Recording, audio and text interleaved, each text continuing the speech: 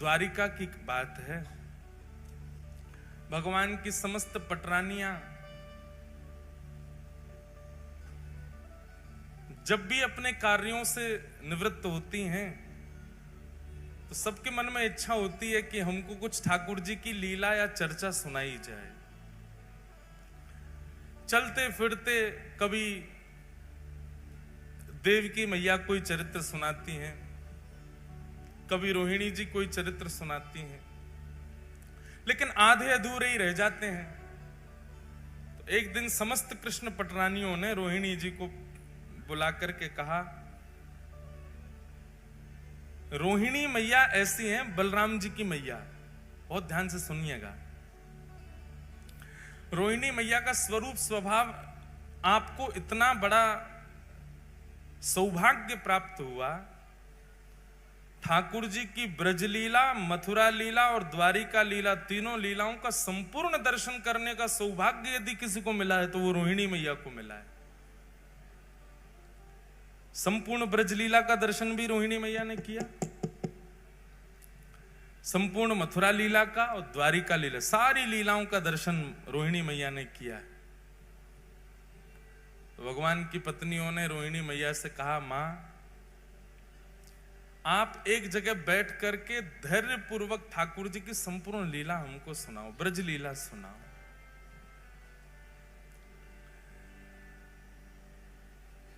रोहिणी मैया कहने लगी, जब एक जगह बैठ के ही पूरी कथा होगी तो फिर सबको निमंत्रण दो, सबको बुलाओ, विधिवत कथा होगी, पूरे ब्रजमंडल की लीला हम सुनाएंगे, ठाकुर जी के जन्म से लेकर के अब तक की संपूर्ण लीला सुनाएंगी, सबको बुला के लाओ। बहुत ध्यान पूर्वक शांति से बैठ के सब लोग सुनना। तभी रुक्मणी आदि अष्टपटरानियां कहने लगी, मां सब आएंगे लीला में, लेकिन 3 लोग वर्ज्य रहेंगे। 3 लोगों को निषेध है कथा में आना। रुक्मणी जी बोली, कौन? रोहिणी मैया बोली, कौन? बोले सबसे पहले तो बलराम जी, जे नहीं आने चाहिए कथा में। रोहिणी मैया बोली, वाह, वक्ता के पुत्र को ही नहीं आने दोगे कथा में? हमारे लाला हैं बलराम जी, हम कथा सुनाएंगे, हमारे पुत्र को नहीं आने दोगी? अब मां आप समझो ना, वो जेठ जी हैं और जेठ के आगे हमको इतना संकोच लगेगा कि जेठ जी बैठे हैं, कभी घूंघट करना, कभी आपने कोई कीर्तन गाया तो नाचने में भी संकोच होगा, जेठ जी बैठे हैं। इसलिए आप कृपा करके उनको तो दूर ही रखना। बेचारे बलराम जी के साथ में एक अन्याय तो हुआ कृष्ण लीला में।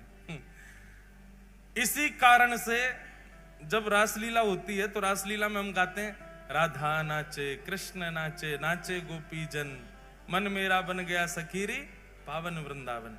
ब्रह्मा भी नाचे, शंकर नाचे, सूरज नाचे, चंद्र नाचे, तारे नाचे, सब ब्रह्मांड नाच रहा है, केवल एकमात्र बलराम जी नहीं नाचे। बलराम जी को रास में भी नहीं आने दिया किसी ने। क्यों? बलराम जी आए तो थे, जैसे ही रास में बलराम जी आए सब गोपियों ने घूंघट कर लिया।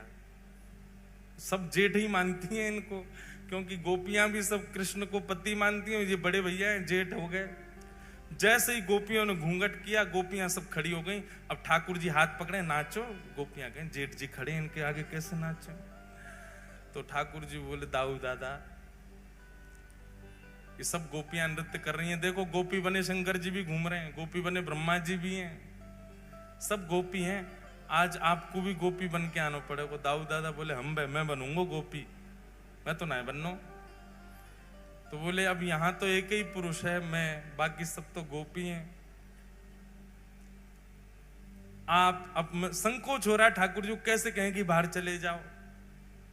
बलराम जी समझ गए कि भैया हम बड़े हैवे को दुर्भाग्य हमारो कि हम यहां खड़े नहीं रह सकते। बेचारे बलराम जी चले गए।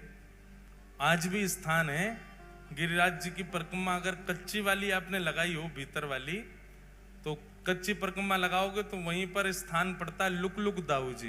क्या नाम है? Look look Dau ji. वहां बैठ करके कुंज में छिप करके श्री दाऊ दादाजी नेत्रों से नीर बहा रहे हैं और रास बिहार का दर्शन कर रहे हैं। वहां से लुक लुक कर रहे हैं, देख रहे हैं रास बिहार, इसलिए उस स्थान का नाम है लुक लुक दाऊ जी। वहां बैठ करके संपूर्ण रास का दर्शन किया बलराम जी ने। आज भी वही हुआ। सब कृष्ण पटरानियां कहने लगे, बोले कि कथा में 3 नहीं आएंगे, सबसे पहले बलराम जी, जेठ जी हैं, उनके आगे हम कथा में संकोच होगा। रोहिणी मैया बोली ठीक है। दूसरा, बोले दूसरी सुभद्रा। बोले सुभद्रा जी क्यों नहीं आएंगे? बोले बहुत चंचल हैं। अरे कथा सुनते सुनते हमारे नेत्रों में अश्रु आ गए और हम कहीं रोने लग गए तो आके सामने बैठ जाएंगी। आप रो रही हो, क्या बात है, रो क्यों रही हो? अरे लीला ही तो सुना रही है मैया, आप रो क्यों रही हो? वो बहुत चंचल हैं, बहुत पूछती रहती हैं, बात बहुत करती हैं, इसलिए आप सुभद्रा जी को भी कह दो कि वो भी नहीं आवे कथा में। रोहिणी मैया बोली ठीक है। और तीसरे, बोले तीसरे द्वारिकाधीश। बोले क्यों, उनकी तो लीला है। बोले इसीलिए तो नहीं बैठा ना। अब आप कहोगे कि ठाकुर जी पीरी धोती पहन के नेक्स्ट से ठाकुर जी त्रिभंग लली ठाकुर जी मटक मटक के चल रहे हैं। अब कथा सुनकर के चिंतन करना चाहिए। हम चिंतन तो करेंगे नहीं, उनको देखेंगे, अच्छा ऐसे चल रहे थे। आप कहोगी कि वह गोपी के यहाँ जाकर के ऐसे माखन चुराए हो, तो चिंतन तो हम करेंगे नहीं, उन्हीं को देखती रहेंगी। और कथा में वक्ता के वाणी और वक्ता के अलावा कोई और देखें, किसी और को देखना पड़े तो फिर कथा का रस नहीं आता। आजकल ये हो रहा है, कथाओं में झांकियां बना के रख देते हैं मंच पे।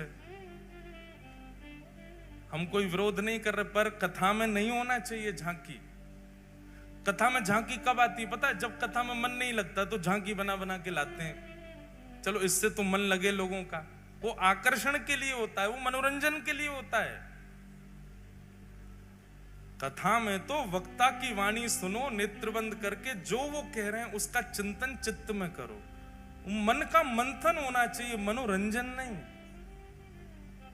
और क्षमा करें, अगर द्वारिकाधीश यहां बैठ गए तो आप बोलोगी, हम चिंतन करेंगे किसका? हमारे सामने बैठे हैं जिनकी आप कथा सुना रही, तो इसलिए उन्हीं को देखती रहेंगी हम तो। और फिर स्वभाव आ जाता है ना, जिसकी प्रशंसा सुनाई जाती है तो हम उसको अच्छा तेरी बात बता रहे हैं, ऐसे करता है, ये होता है। और बोले आप कुछ भी बताओगी, हम श्री कृष्ण को, अच्छा तो ये सब किया आपने। तो इस कारण से कथा में वो भाव नहीं बन पाएगा जो बनना चाहिए। इसलिए ठाकुर जी को भी कथा में मत बुलाओ। रोहिणी मैया बोली तुमने उन 3 लोगों को निषेध किया जिन 3 से पूरी द्वारिका चल रही है। द्वारिका में पत्ता नहीं हिलता इन तीनों के बिना, और तुम कह रही हो कि तुम पूरी कथा सुन लोगी इन तीनों के बिना।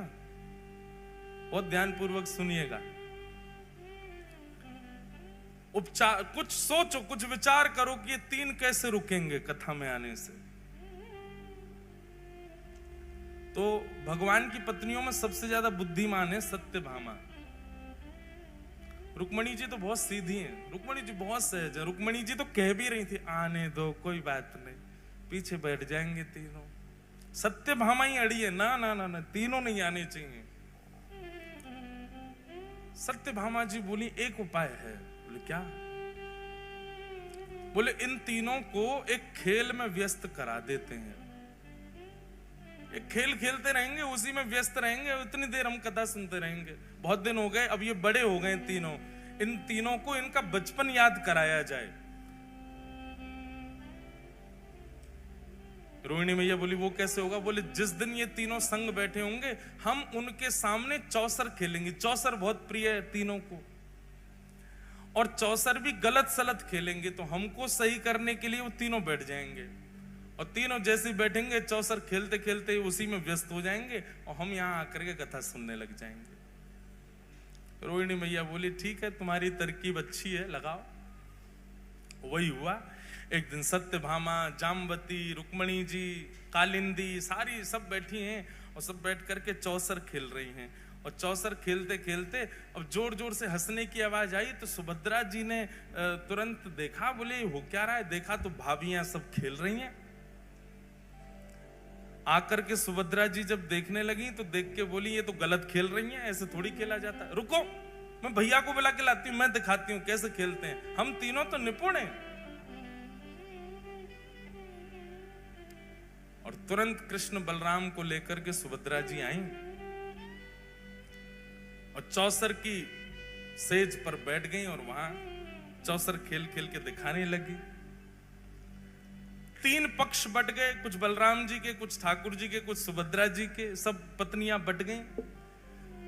अब तो थोड़ी देर तो इनका उत्साहवर्धन किया, हाँ हाँ बहुत अच्छा बहुत अच्छा, अरे बलराम जी आप तो कमाल हो, कभी ठाकुर जी आप कमाल हो, ऐसे सब नाटक हो रहा था वहां पे। इतने में धीरे धीरे धीरे पीछे से उठ करके सब पत्नियां ठाकुर जी की जा रही थी और जैसी खेल समाप्त होने लग जाए तो सत्यभामा जी ऐसा कुछ करें कि वो चौसर का पूरा जो स्थान था, जो पूरा सामने रखा था, वो हिल जाए, तो अरे अब तो दोबारा से होगा और फिर शुरू हो जाए। ऐसे खेल में तीनों को तन्मय करके समस्त पटरानियां एक सभागृह में चली गईं और रोहिणी मैया आसन पर विराजमान होकर के ब्रज लीला सुनाने लगी।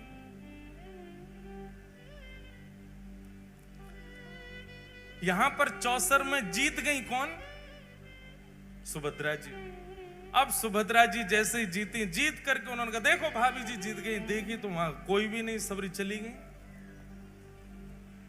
भैया एक भाभी जाए, दो जाए, 10 जाए समझ आती है, 16 हजारों चली गई। कुछ तो गड़बड़ है, मुझे ऐसा लग रहा है कि हमको कहीं पर फंसाया गया है। और देख नहीं रहे हो, बिल्कुल शांति छा गई है पूरे महल में, ऐसा लग रहा है कोई है ही नहीं है। ताल में कुछ काला तो है। ठाकुर जी बोले हमें तो पूरी दाल ही काली लग रही है, कुछ काला नहीं है, ढूंढो। और ढूंढते ढूंढते पहुंचे, एक विशाल सभागृह था। रोहिणी मैया नेत्र बंद करके संपूर्ण लीला सुना रही हैं और सामने बैठ करके समस्त कृष्ण पटरानियां भाव आवेश में भाव विभोर होकर के ठाकुर जी की लीला सुन रही हैं। श्री यशोदा मैया लाल जी के छोटे छोटे हस्त कमलों में अपनी उंगली दे करके उनको चलना सिखा रही हैं। नन्हे नन्हे चरणों से ठाकुर जी कैसे चल रहे हैं, और जैसे ही चलते हैं यशोदा मैया अपनी उंगली हटा देती है, ठाकुर जी दोनों भुजा खड़ी करके एक पैर आगे रखते हैं और रख करके फिर ऐसे डामाडोल होते भय से नीचे गिर जाते हैं। ये सब लीलाएं बता रही हैं। सब पत्नियां हंस भी रही हैं और नेत्रों से प्रेमाश्रुओं को पहुंच करके यशोदा मैया को याद भी कर रही हैं। तभी प्रसंग आया कि श्री यशोदा मैया ठाकुर जी को पकड़ करके दहली लंगवावे ले गई हैं। लाला तू अब चलना सीख गया है, चल अब दहली लांग ले। चलना तो आ गए हो, अब दहली लांगनू सीख ले।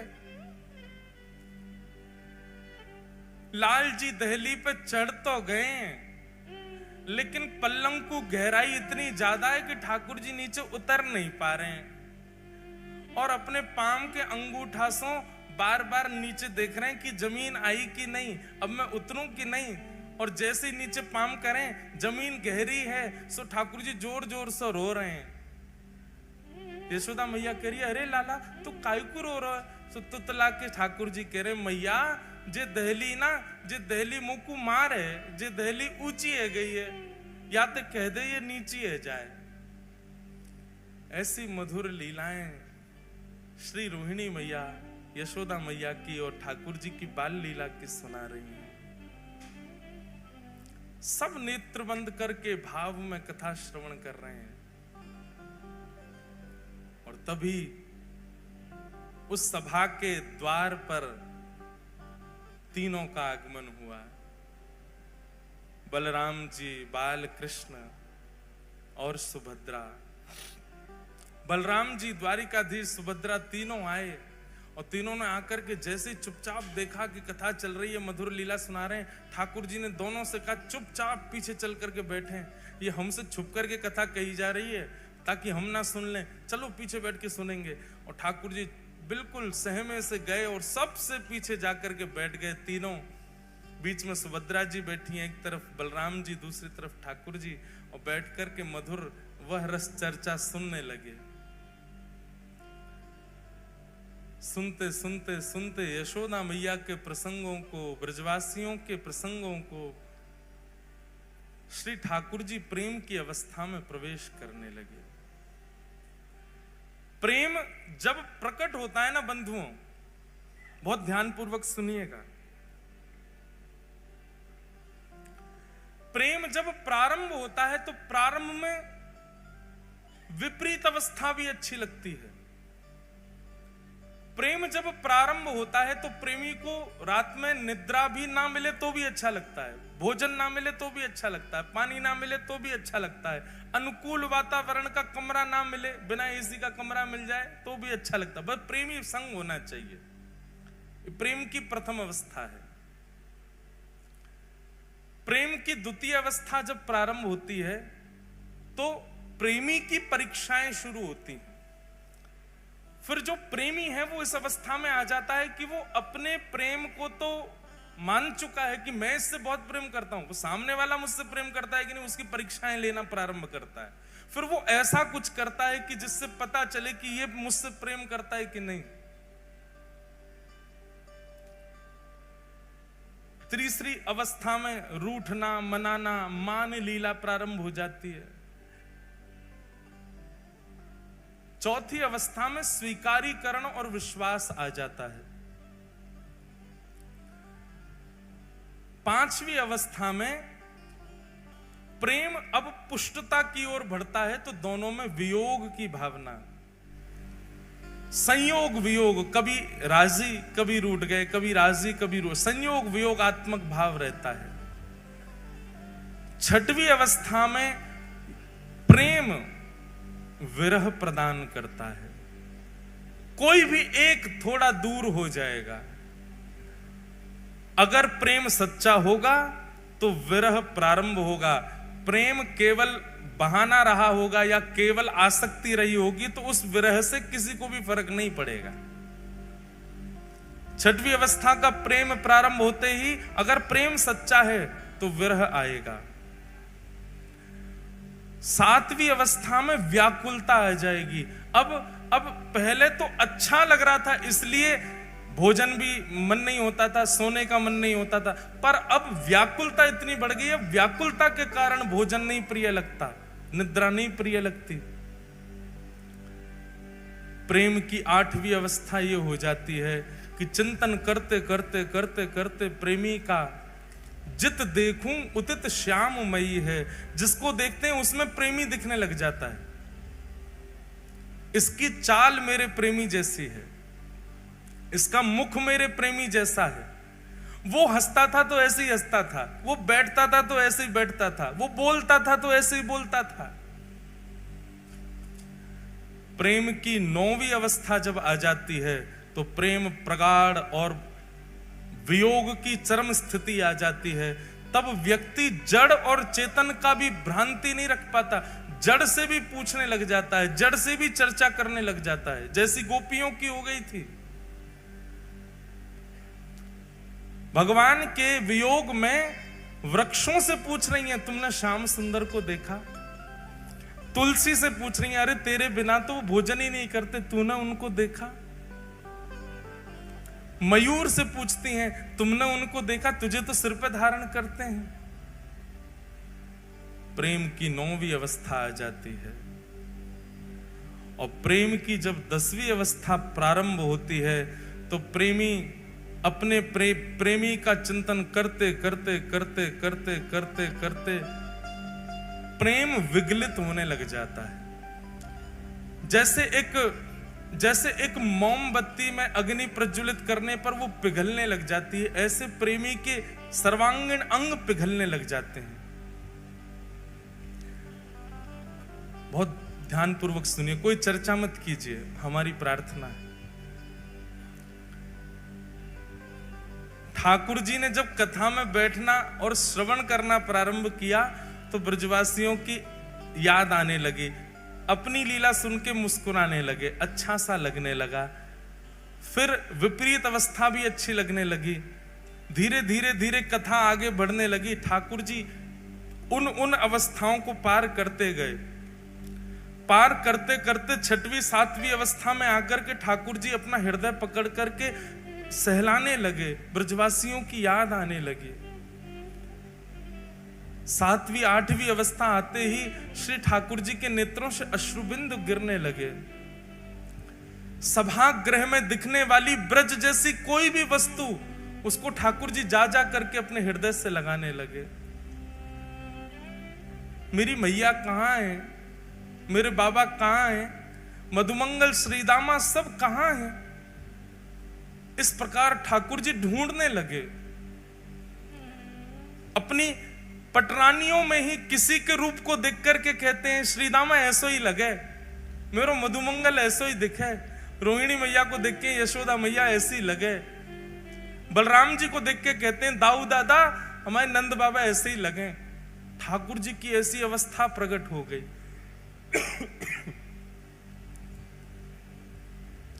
सब बैठे सहमे देख रहे हैं केवल।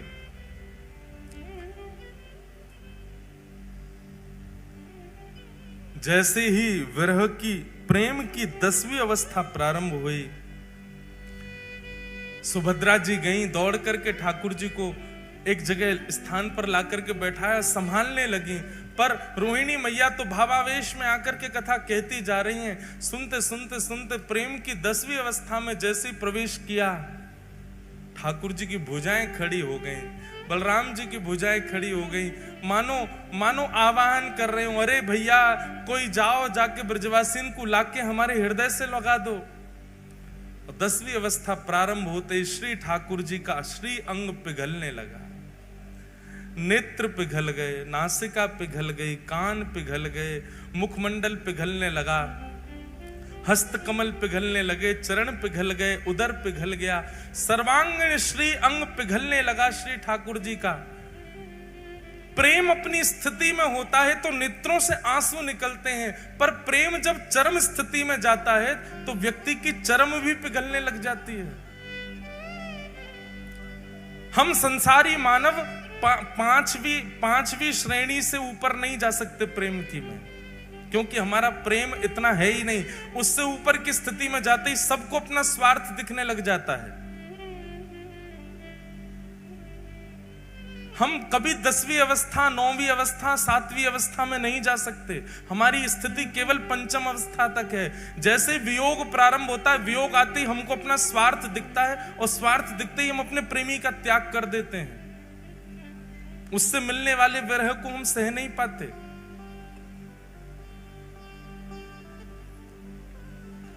ठाकुर जी का श्री अंग पिघलने लगा। ठाकुर जी की इस अवस्था को देख करके देवता त्राहि माम करके दौड़ने लगे। दौड़े दौड़े गए श्री नारद जी के पास, और नारद जी से जाके कहा, नारद जी कुछ करिए, अगर रोहिणी मैया की कथा को अभी रोका नहीं गया तो श्री ठाकुर जी संपूर्ण जल निमग्न हो जाएंगे। तुरंत नारद जी महाराज आए। कथा इतनी प्रबल स्थिति में पहुंच चुकी है कि वहां जाकर के विक्षेप नहीं डाल सकता कोई। पर श्री नारद जी महाराज ने ठाकुर जी की स्थिति को देखा, और देखते हुए तुरंत रोहिणी मैया के चरणों में प्रणाम करते हुए, अपना करताल बजाते हुए रोहिणी मैया के भाव को भंग किया। नेत्र खुले रोहिणी मैया के, नेत्रों से विरल अश्रुधार गिर रही है, लाल पड़ गए नेत्र। नारद जी, आप तो कथा के इतने रसिक हैं, फिर कथा में विघ्न कैसा? नारद जी महाराज ने इशारा किया, मैया सामने देखो। पीछे बैठे द्वारिकाधीश बलभद्र और सुभद्रा, तीनों प्रेम की 10वीं अवस्था पार कर चुके हैं। उनका श्री अंग पिघल रहा है। यदि मैं आपकी कथा को थोड़ी देर और नहीं रोकता तो तीनों जल निमग्न हो जाते, नदी बनकर के बहने लगते। बंधुओं, द्वारिका कभी जाइएगा तो गोपी तालाब का दर्शन कीजिएगा। कृष्ण विरह में गोपियां जल निमग्न हो गईं। बिंदु सरोवर का कभी दर्शन कीजिएगा। वहीं पर सिद्धता नाम की नदी है, जो कि भगवान श्री कपिल की मैया देवहूति माता प्रेम की अवस्था पार करके नदी बन के बहने लगी।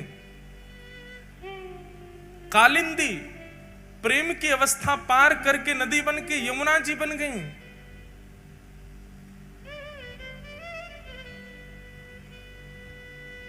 भगवान शिव का प्रेम ही श्री गंगा के रूप में परिवर्तित हो गया। प्रेम की अवस्था को जिसने पार किया वो बहने लगा। यदि उस समय नारद जी नहीं आते, कथा को नहीं रोकते, तो शायद जगन्नाथ प्रभु भी बहने लगते। कोई नदी ही प्रकट हो गई होती द्वारिका में। रोहिणी मैया से कहा, कथा को यहीं विश्राम दीजिए, ठाकुर जी का श्रीअंग पिघल रहा है। सब दौड़ करके गए, देखा बलभद्र, सुभद्रा और श्री जगन्नाथ, श्री द्वारिकाधीश, तीनों का श्री अंग प्रेम विगलित हो गया। नारद जी महाराज रुदन करने लगे, चरणों में प्रणाम करने लगे, भगवान आप अपने रूप में प्रकट हो जाइए, नाथ ऐसा मत कीजिए। जगन्नाथ द्वारिकाधीश कहने लगे, नारद जी पूरे विश्व को बताने के लिए कि प्रेम की अवस्था क्या होती है, ये स्वरूप मेरा सदा तुम्हारे चित्त में रहेगा। मैं अभी अपने पूर्व रूप में आ जाऊंगा, पर मेरे इस स्वरूप को तुम अपने चित्त में धारण करके रखो। कलिकाल में व्यक्ति इतना ज्ञान सहन नहीं कर पाएगा, वैराग्य अपने जीवन में ला नहीं पाएगा, पर वो प्रेम का अधिकारी बन पाएगा। उसको प्रेम स्वरूप बताने के लिए, प्रेम किसे कहते हैं यह दर्शाने के लिए, मेरा यह स्वरूप तुम्हारे हृदय से कलिकाल में पुनः प्रकट होगा। तब तक के लिए इस स्वरूप को तुम अपने चित्त में विराजमान कर लो। और वही ब्रजवासियों का प्रेम, वही श्री किशोरी जी, वही नंद बाबा यशोदा मैया के विरह में प्रेम जो प्रकट हुआ द्वारिकाधीश का, वही रूप कलिकाल में इंद्रद्युम्न राजा के द्वारा इस धराधाम पर प्रकट हुआ, जिनका नाम विश्व प्रसिद्ध श्री जगन्नाथ हुआ। बोलो जगन्नाथ महाप्रभु की।